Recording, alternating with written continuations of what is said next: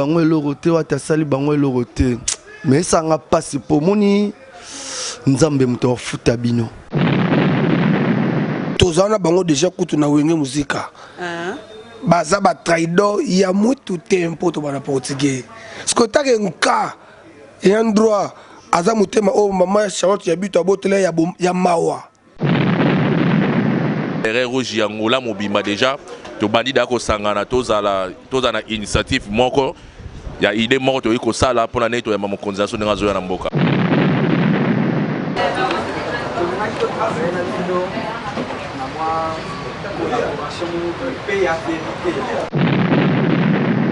nga pena na nzao jainda shikwanza donc la team wata toza pena to kabola pour la team wata za composition omoni parti mo baket biso to landi bango te pona nini wata zo exister. OK, programme na bino ya Beret Rouge à Luanda. Programme est simple, biso to sangana na tout dit le royal chaque dimanche. Je dois leader tout. Il y a Angola, il y a pas province, to sangani, to salisco Beret Rouge. Ça pour les mecs biso nous sommes famille bota to linga quand même to sangana, tout ça sur le mosu ya makasi vraiment.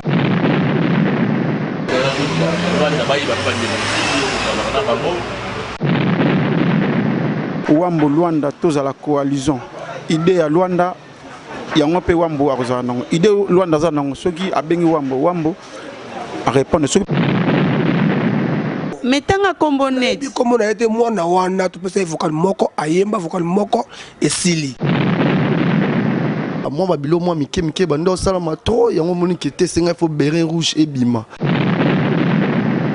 na ba idée auto yoki awa wa ipesi biso peso moi implice to bakise sou na mutu na biso donc et ça libère vraiment na neso maka ça ya jeunesse do yemta kangi jeunesse do Beret Rouge so ezui mamuna kata Beret Rouge bijou Selemani aza donc conseiller na biso te tozaka la team Beret Rouge est juste une équipe ya travail to ana posa ba jeune o baza pona ko travailler pona la team wata ekende liboso batu nyonso moni basali seki nini ngwana bazali ba biro lokolanga misema la team kuna ayema retira na nani desordre nanga ko ba ebike na zakana wata sangwe ke direct papa nanga to lingi sko bongo te to lingi makamnya seza na ordre donc ngai naza lokola président ya Beret Rouge ya Wambo comme on a cas de matumona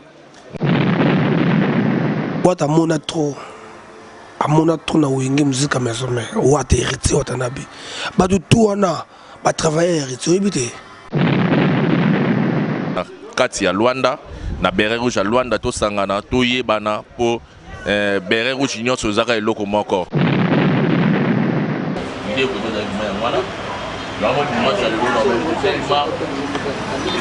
Luanda bango to Beret Rouge bango to Beret Rouge batu tunda batu babali na batu azuba mbongo lelo c'est goga. OK, merci Galo. Do baza bango lote wata ne makambo ba autorité suprême na biso tozo respecter bango comme il faut oyo yebi ba Xavier Lopez ba Mandela Weston maman était si de l'éguide ba Bijou Selemani ba président Desika Bushkor ba Antonio number 1 baza toujours na la team wata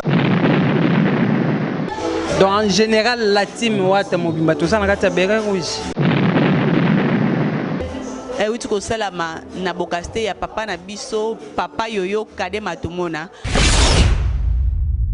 Anto ye antouf babosa na kanzala te mokolo zubile anto ye Angola ultima ora site moko totika nango a Angola ingénieur bravo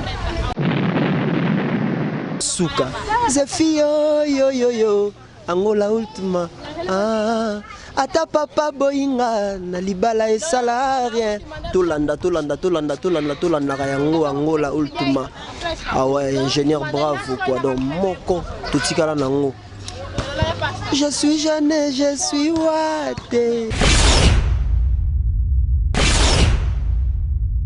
bato sate bango banani hein Angola Luanda Babima solo tout, il y a la team Wata, na héritier Watanabe, Bobando Zwango Awa, na Angola Ultima Ora, il y a Yemoko ingénieur, bravo Trido. Donc, exclusivité, où il y a un concert, il y a un rap, il y a une exclusivité, il y a un live. C'est ici. Ne vous changez pas d'adresse, quoi. Kapamba boy. Hein? Angola Ultima Ora, Bato Sate Bango Banani dit. Ingénieur bravo Trido, hein? Très intelligent quoi. Nandenga high-tech, nandenga network quoi, nandenga tolinga quoi. Vitesse sur vitesse, affaire à suivre. Angola Ultima Ora TV namoni bino ye na sepeli oza kitoko uzuto pera mibala kitoko ni malinga kaboye o ya ya Bata dato de pauvre Angolan, babi na peuple tout au balanda. Angola Ultima Ora, babi continue toujours de nous suivre. Nakate site nebiso www.angolaultimaora.com avec votre fidèle présentatrice Célène Bao Feta o atelemi liboso na bino a lelo. Ayo ko présenter bino la team Wata o lelo ba présenter biso ba soda na bango. Béret rouge, béret rouge, béret rouge ya Wambu, béret rouge ya Luanda, et babi nyonso tout. Et oui, tu connais la na bokaste ya papa na biso, papa yoyo kade matumona. Babi, et ceux qui vont à tête, continuer toujours. Ok, ingénieur bravo, pesa biso déroulement ya kati ya réunion, bon na ndenga nini ezole kana kati. Na ba interview na suka bon na ndenga nini e uti kolekela. Donc il y a je sais que il y a un outil na béret rouge ya Luanda. On va aussi kamonga boy, ba bengi pe sur la Wambu. Tala tout dans les kamombo. Ça la on se trouve à la bombe. C'est tout dans la maman. Ça les kini. Donc il est que dans le moyen voilà. Là moi pour moi j'allais dans le tellement tout la sur la Luanda. Ça la pour que nous tous en allant sur la réunion pour ba il est pas de la route. Luanda ba il va pas dire. Ça va pas bon. Islam yanga ya tabu kitana sipa kwa kuna kuna yoso go shara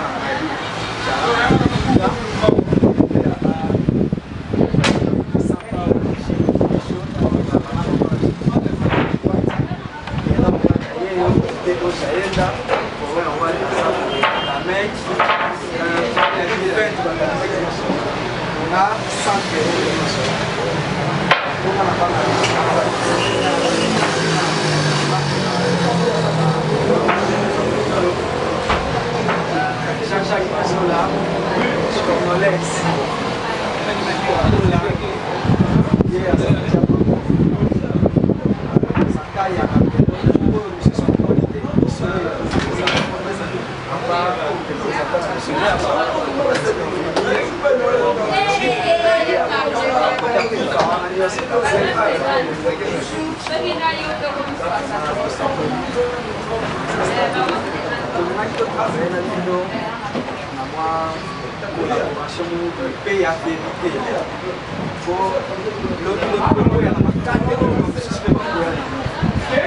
peut-être dans le cigare, au moins, peut-être des années hier, mais la réalité, il a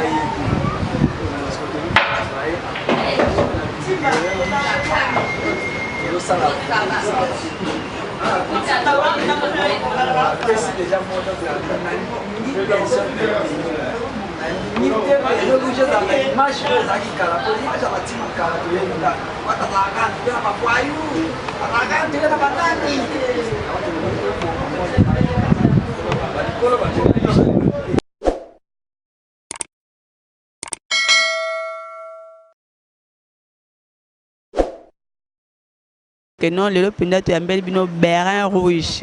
Béret rouge c'est quoi ya Wambu, basanga na béret rouge ya Luanda. Tout bas se présenter, tu es moko na moko. Bonne tarde pai. Bonne tarde ici maman. Bonne tarde. Bonne tarde. Moli je te message na bonne tarde. Bonne tarde. Ya Wambu. Ya Wambu. Bonne tarde. Bonne tarde maman. Combo papa. Ngai gay.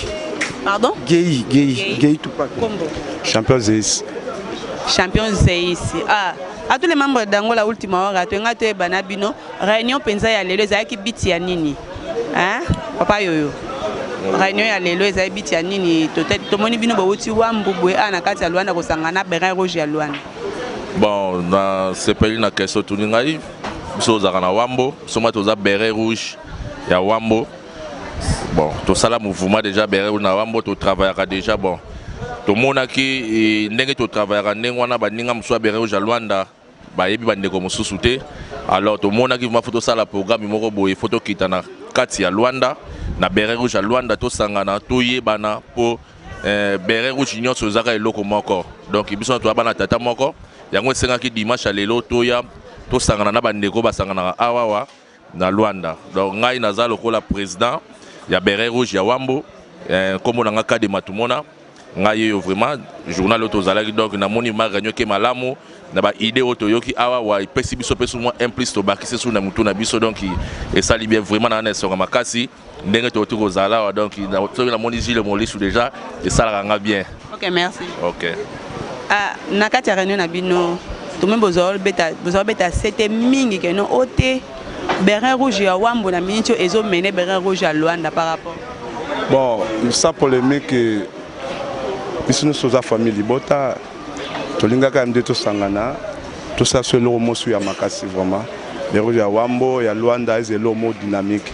Et vous savez vraiment tout le monde Wambo to ya côté mais to kutani maloba to kutani ba biso vraiment ndenge mamando ya les petits biso implice sur ba idée ya bien ko ça la partie à Wambo vraiment na CP na réunion oyo il était vraiment qui toque vraiment ming na CP merci beaucoup vraiment ming. Merci. Conclusion à réunion na bino. Ouais, conclusion à réunion ezaki non Wambo kwa biso to Wambo. Sozana Wambo, tu as la team Wata, donc Berin Rouge à Wambo. Tous alliés, donc conclusion au biso logique pour donc on a biso ça qui non Wambo Luanda tous à la coalition.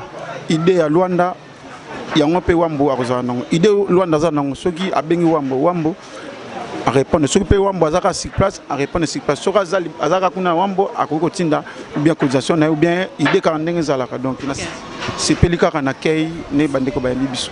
Merci. Mais ce Boza Penza c'est que quelque chose se prépare non entre Berin Rouge et Wambo à Luanda. Ouais.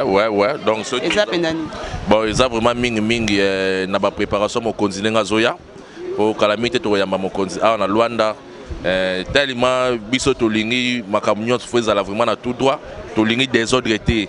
Alors yango tous les Berin Rouge yango la mobima déjà to bandi dako sangana toza na initiative moko ya idée moko to iko sala pour na neto ya makonzation nga Zoya na mboka. OK, ba préparatif nini o bozo bongisa pona koya ya nani koya ya leader héritier Watanabe. Bon, ngai nazali directeur discipline vraiment côté discipline vraiment ya koya Wata na kubeta conseil na Luanda. Donc toza toujours ya pepele ya blague. Ba préparatif nini o bobongisi déjà to bozo bongisa pona koyamba leader héritier Watanabe. Donc ba préparatif nyonso esenga no leader na biso Wata oya linga comme nyonso ezali prêt pour na biso Berin Rouge ya Wambo. Donc nyonso za vraiment notre pepele vraiment. OK, tant que le préparatif tozo le barbecue, ba réunion ngoto moi déjà bandi.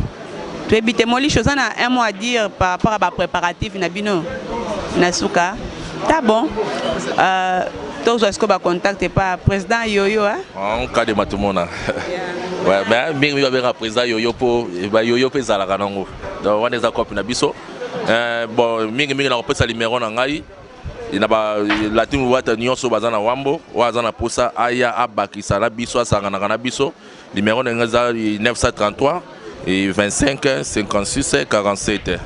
Donc on a mal numéro dans le téléphone. Place sociale la réunion ezali na Bacha na mercado municipal.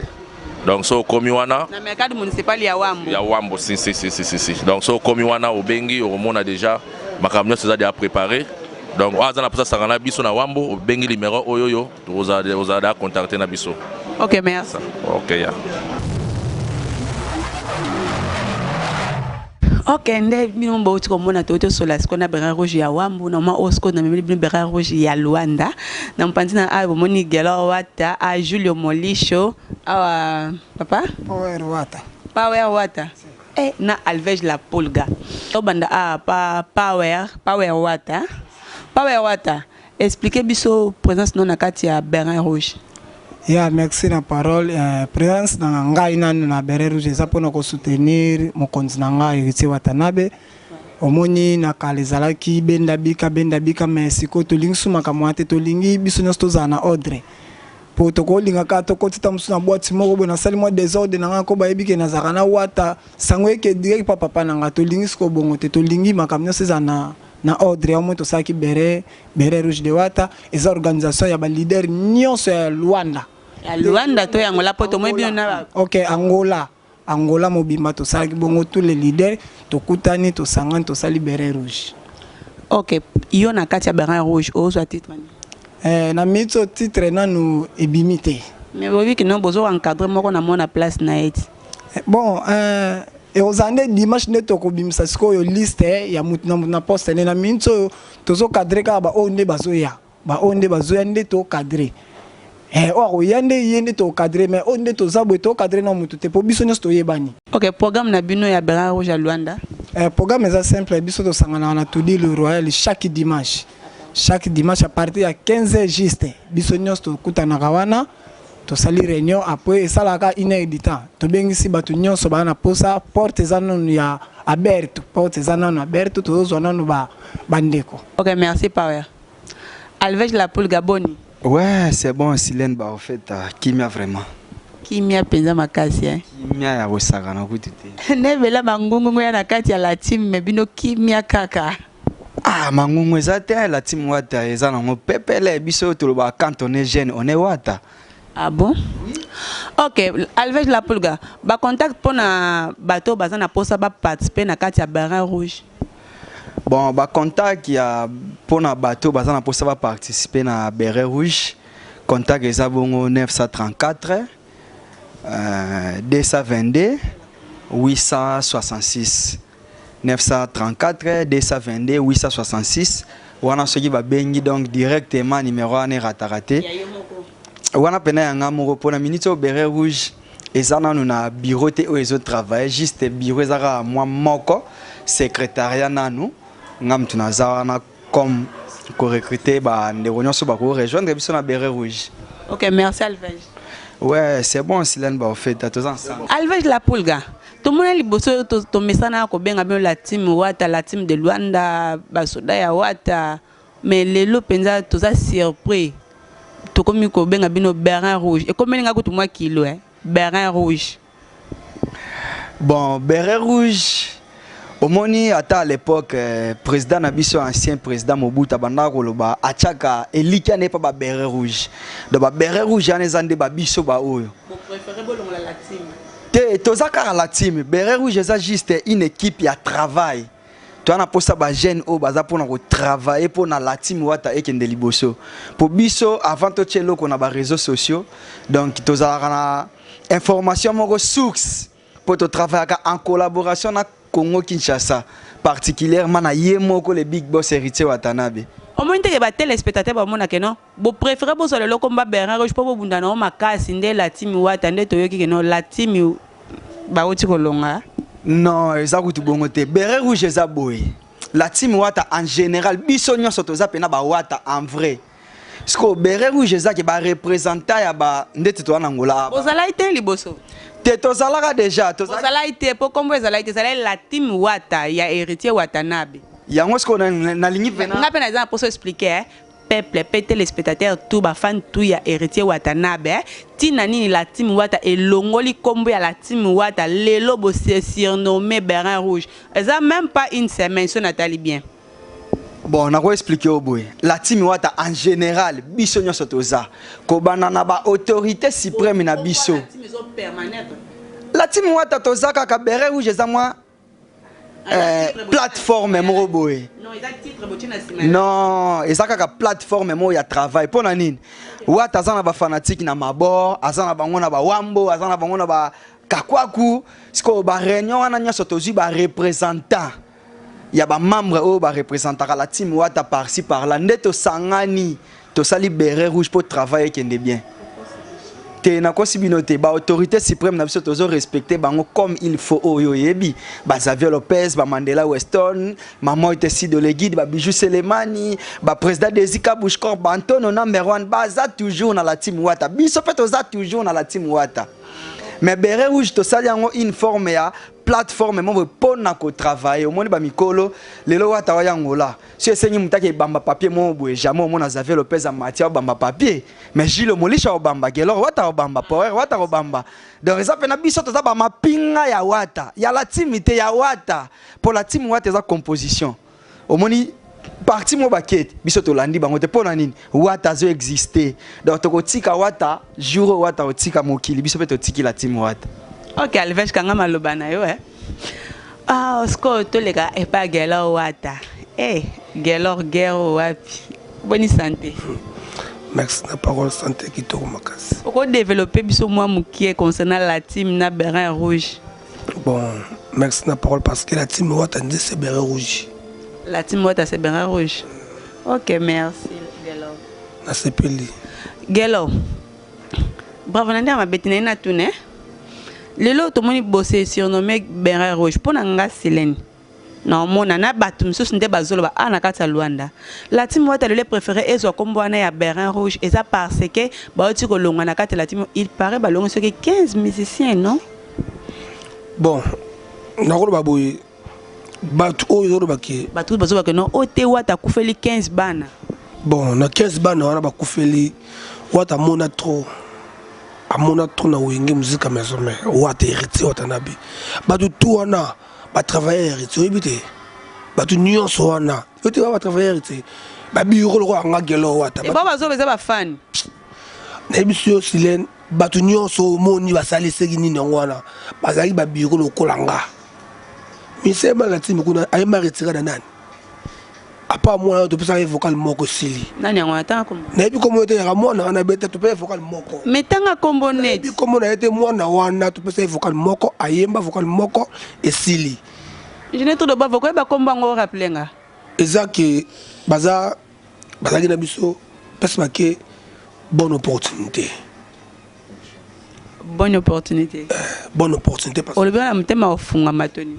Dans le bon pour à l'aise parce que nka tala nka yang tala Silène yo impoli logo la Gelor Wata olobi lo côté pour le bika bonne chance parce que mokonza mboka alinga classe ça que loko sipe Gelor na profiter ta otune na yi Karine Mokonzi senga ki Wata pardon bon Wata senga ki Karine Mokonzi pardon nzambe bandeno héritier Watanabe président la team Wata asengaki Karine Mokonzi soda na ya makasi pardon pour azonga ko bundela e goga kanda forma batu oh mais yene met expérience ebite oh oto abingi met expérience po yene makambo po yene mta pesa ka message soko mondi bazaki pesa mo ba bimarate ba imamu kie so tara ba met expérience a former sous bébé bango to Béret Rouge.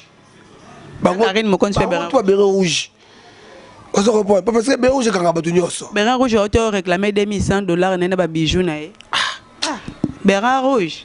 Bon, $2100 héritier Watanabe alongoli frapper le knock na Luanda. Alongoli igenzao na Luanda.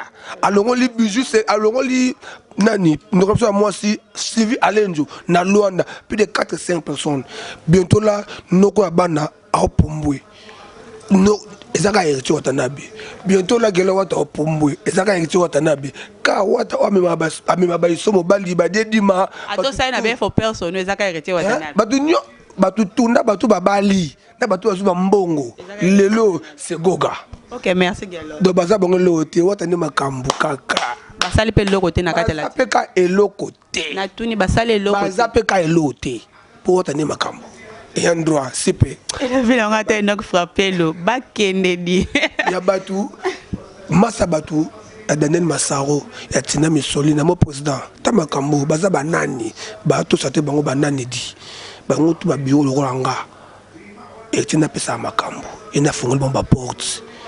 Bazara Koutou déjà na biso, Basara Mabe. Moutema Malamu, non, betelo. Loba, penda, toi, penda, tamponné. alobaka ata mokie ata mokie ya 2 minutes omoni tozana bango déjà kutu na wenge muzika baza ba traido ya mutu tempo to bana portugais sko take nka et un droit aza mutema o mama Charlotte ya bitu abotela ya mawa ali misarabatu asali sarabatu na peska franche parce que na mtema ba yebi o basala mais wata tala ngote oh to fa bino na Luanda e logote ya nute nada mais na makambo na timi wata tanga ye nka fongoli porte oh na bato ya Noah. Merci Gelo. Merci. Molisho santé. Kitoko dans le Seigneur. Kimia penza. Dans le Seigneur tout va bien. Molisho. Retourne salut au Barbara. Bon voyage qui. Tes voyages qui tara na Gogan, hein? Tara Gogan maître super 32 degrés. Tara le ka mama cessé lolot Molisho. Nathalie Mpanzi kuna Anto Isai. Bon mama be Denis betu ya colonel Kisekedi. Ngamba ya ba lobi ndeti Julio Molisho allo baka ko tute po yende ngaza bonga za la semeka za la bureau la wata te. Pire petit pena ya wata banda bangembo. O ba e baratene mwana ebisa bango ya ta.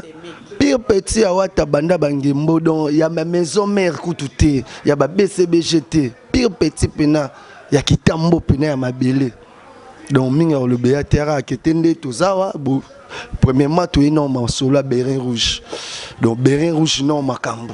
Pour Bérin Rouge ça donc pourquoi Bérin Rouge est bimi non vitesse. Bérin Rouge est bimi vitesse pourquoi pour tout le monde ba moi babilo moi mike bando sala ma trop yango moni qui était singa faut Bérin Rouge et bima. Bérin Rouge ça et sangisi batu nyonso. De Bérin Rouge ça Wambo donc toutes les provinces ya Angola et sangani yango ni sali Bérin Rouge donc ba leader tout ya Angola ya pa province to sangani to salisco Bérin Rouge na mono lingi Wambo 3 depuis na réunion zo beta 7 depuis na zali na kini Wambo zo pesa makambo pezo mener Luanda mais babi siko so batu ba travail pourquoi bokangela wa mutema bango mbayit tant na ba ke Julio Molisho awata mais toi bat bayi no mona ki bat bazo laksa kete bana bolingo wata mais to sangala bat bana bolingo po mambe kende liboso neka to ba président des Zika Sport à Lobara ya mama Flore tara mobile ya bato mama Flore nde 10 mboka Xavier Lopez Nathalie mama Sido mama président ya la team Mobimba mama Sido Nathalie kuna moni Mandela Weston impresa yende squazap na kiso mama Sido akei mutatika la président la team yende après ça Nathalie kuna mona Bijou Selemani ya mama présidente na biso ya za ya jeunesse asa ya jeunesse do yem takangi jeunesse do Bérin Rouge ezui mamuna kata Bérin Rouge Bijou Selemani asa donc conseiller na biso donc yende pena kete so to lingi to sa likambu to yaka non pas Bijou Selemani te mama to sebe yende azora pena kete apesi so ba idée te bo sala et to zongo to se nini to bengi ba 10 mboka Xavier Lopez ba se na Mandela Weston na talaka mama Sido peso ba gotoza na France na peso ba mbote belé un mot pour na ba mission ba otolongwa na bureau ya la team sous otolongwa il paraît Bérin Rouge bon pour la pina n'engana répondre question te maintenant répondre na peso ba bonne chance bango mo ba yebi moi so tuni bango pena ba yebi Julio Molisho ba travail nga la sala non regretter foyer ça nga passe ne ba musu ba lo bakete wata sali bango elorote wata sali bango elorote mais ça nga passe pour moni nzambe muto futa bino bo to tala na bino bo landa Julio Molisho moi ma be to sala na samo kile futa nzambe futa bino moni ngana no Julio Molisho na travail na sali na souffrance na sali pona o mema biloko na balufu pona bolingo na bino na ebité surtout et là on a fait simnora Mexique to boké ba bonne chance mais boye ba ke nyonso to sala na se efuta na se expliquer biso c'est mutu ayembaki babwaki nga libanda mwasi na bana bon pour nga pena na regretter pena senga passe nga tanga kombo te mais na tanga kombo na senga passe pourquoi omoni ambulance il n'a pas Gilles donc ça n'a pas mais la personne a bonne chance pour ça n'a pas cité pour que ba bonne chance o ya que ta la biso na ndako na biso donc on a mon paya ya que ta la biso na ndako na biso aki ba bonne chance ko to mais yo mo yebi mission bosala yo mo to mona ndako asika to mona ngo bo moni ba travail je la zoya ba biloko bani to moni mais la personne a bonne chance ko toza lobara mabe koloba mabe ya mutu te loba bola mwa mutu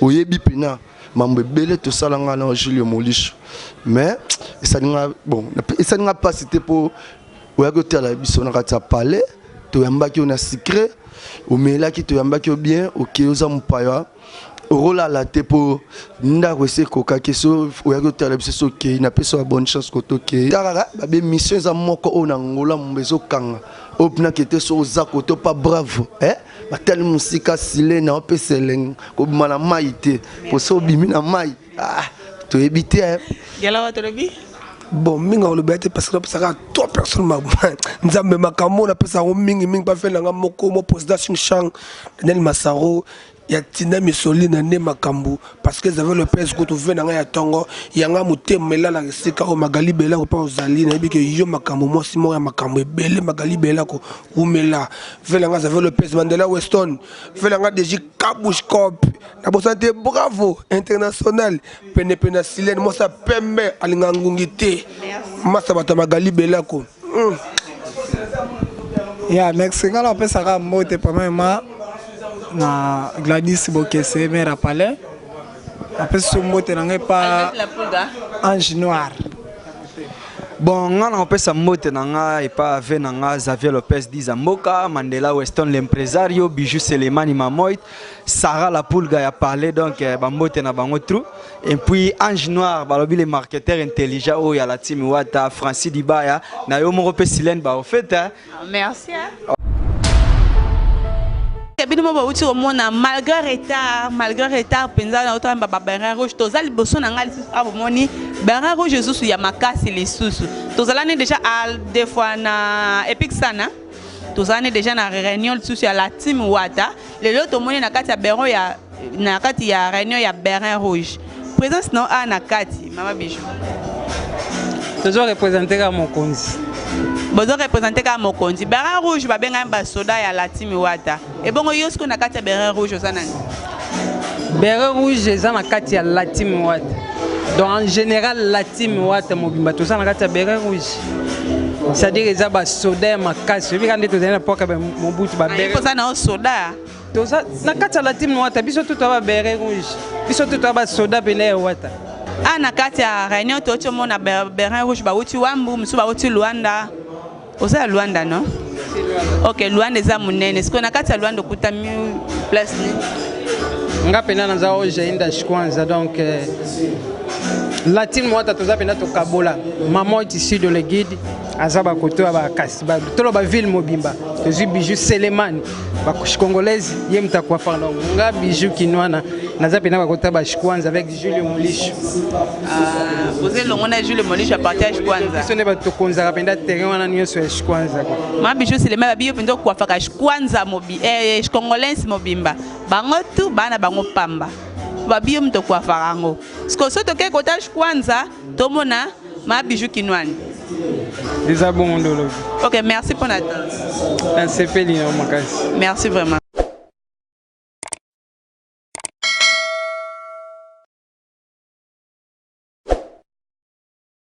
OK, bino mo bauti ko mona ndeni ni émission e uti ko sila ndeni réunion ya ba Bernard Rouge et uti ko lekela comment était passé à réunion ba Bernard Rouge mais j'espère que notre émission ça lui plaisir et pas docteur Lunzaya Diotimba.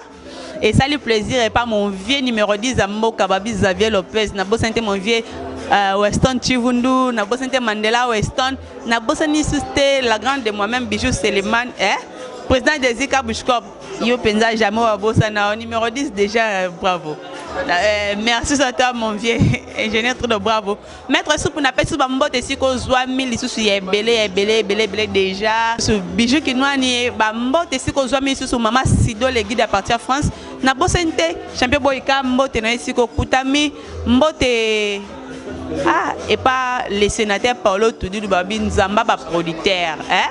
Bino bomoni ah na longe vieille puis il y a le sénateur Paolo Toudilou babi poto akangi masolo tu na kati ya ngola bende la production simba na maboko na ye.